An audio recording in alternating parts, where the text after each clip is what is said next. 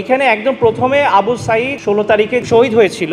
শেষ যে শহীদ রাতুল, এর মাঝে সবাই আমরা মোটামুটি নিয়ে আসতে পারছি। পলিটিক্যাল দল গিয়ে বলতেছে যে আমি আপনাকে এত টাকা দিব, অমুক কনফারেন্সে গিয়ে আপনি বক্তব্য দিতে হবে এবং আপনি বলতে হবে যে আমি এই সংগঠনের হলো আপনি কর্মী। 1581 জন মানুষ আমাদের শহীদ হয়েছেন। তাই এটা আসলে আমাদের বেসরকারিভাবে আসলে কালেক্ট করা সব ডেটা। সো এই ডেটা সম্পূর্ণ আসলে সংগ্রহ করার কাজ আমাদের এই স্বাস্থ্য উপকমিটির যারা আছে তারা সবাই। এর পাশাপাশি এর আগেও বললো, নাসির যেটা বললো, রেড জুলাই আমাদের সহায়তা করছে, আসুনা আমাদের সহায়তা করছে, হিউম্যান রাইটস সাপোর্ট সোসাইটি আমাদের সহায়তা করছে। এছাড়াও আমাদের কাছে আসলে সারা দেশের অনেক মানুষ যারা আসলে নিজ উদ্যোগে মানুষদের নিহত পরিবারদের বাসায় বাসায় গিয়ে ডাটাগুলা আমাদের কাছে আসলে পাঠিয়েছে। আসুনা প্রথমে যেটা ভেরিফাই করছিল সেটার সাথে বাকি সবার ডেটাটাকে একসাথে কনক্যাট করে তারপর আমরা প্রায় 70-80 জন মানুষ পাশাপাশি বসে এই জিনিসটা আসলে হিউম্যানলি ভেরিফাই করছি। তো এইখানে আসলে প্রত্যেকটা শহীদ ব্যক্তির সব তথ্য পুরোপুরি নাই।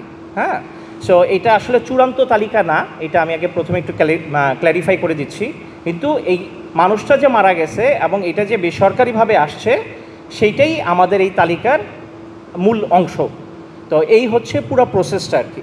সো এইখানে একদম প্রথমে আবু সাঈদ 16 তারিখে শহীদ হয়েছিল এবং শেষ যে শহীদ রাতুল, এর মাঝে সবাই আমরা মোটামুটি নিয়ে আসতে পারছি এবং এই প্রক্রিয়াটা চলমান। আমরা যখন এই লিস্টটা আপনাদের কাছে দিব, কেউ যদি কোনো নিহত ব্যক্তি যদি পরিবার যদি মনে করে যে এখানে তাদের নামটা নেই, সরাসরি আমাদের সাথে যোগাযোগ করলে বা তারেক ওদের সাথে যোগাযোগ করলে আমরা ওই নামটা আসলে অ্যাড করে দিব। এই হচ্ছে পুরো প্রসেসটা। আমি একটু আগেও যেটা বলছিলাম সেটা হচ্ছে যে সব শহীদি মানুষের সকল তথ্য নাই।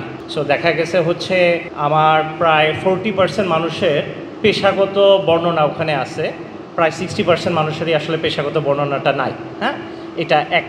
দুই হচ্ছে আমি ডেটাটা যেভাবে দেখছি সেইখানে বেশিরভাগ মানুষই আসলে তরুণ। হ্যাঁ, আপনারা যদি একটা কার্ভ ড্র করেন তাহলে দেখা যাবে হচ্ছে যে তরুণরাই সবচেয়ে বেশি আসলে মারা গেছে।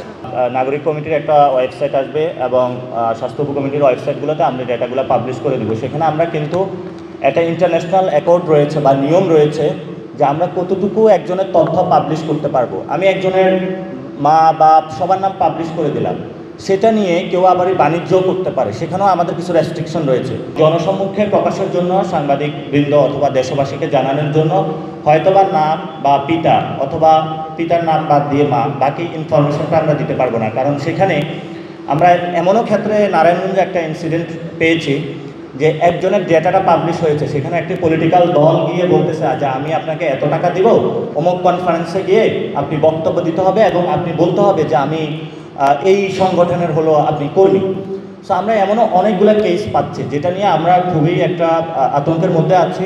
পলিটিক্যাল পার্টিগুলোর দৌরাত্ম্য, শহীদদের নিয়ে যে রাজনীতি সেটা নিয়ে না করার জন্য আমরা মনে করি যে এই আন্দোলনে যারা শহীদ হয়েছিল কোনো পলিটিক্যাল পার্টির ব্যানারে হয় নাই, বৈষম্য বিরোধী ছাত্র আন্দোলনের নেতৃত্ব হয়েছিল।